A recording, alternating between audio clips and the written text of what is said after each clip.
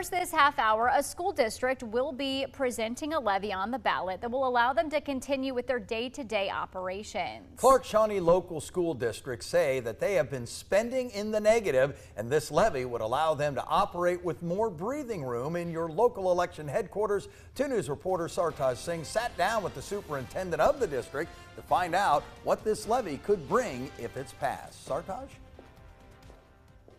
That's right, Brooke and Jack, and this levy will mainly deal with operational costs. The last levy that the district put out on the ballot was back in 2014, but that levy only lasted a few years. We've been deficit spending for several years. Clark-Shawnee local schools says they have not had a levy on the ballot for more than 10 years in order to meet their vision of education in the district. And to meet the change from the city on diverting a portion of their funds to new properties, they'll be putting an income tax levy on the ballot.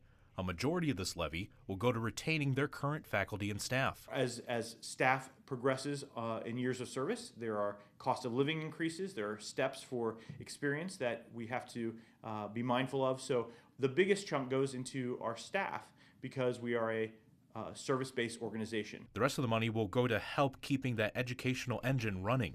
We would need to look into additional buses. Educational materials and supplies are part of the general operating expenses. So it's the things that carry out our day-to-day operations. And if the levy doesn't pass, the school board has approved a creation of a plan to look at cuts across the district. We're going to be looking at programs. Are there offerings? Are there positions that can be reduced? The challenge is when you do those, you impact the student experience in a school district, right? Courses that can't be offered, a service that can't be offered, is it a sport that can't be offered? Something that we've been accustomed to that we can no longer afford to support. Superintendent Kuhn says at the end of the day, it's about their students and making sure they are set up for success. No district likes to do that, right? It's not a win for kids, it's not a win for our community. So how do we promote financial stability for the long term? And at this moment in time, the best way to do that is with the earned income tax levy.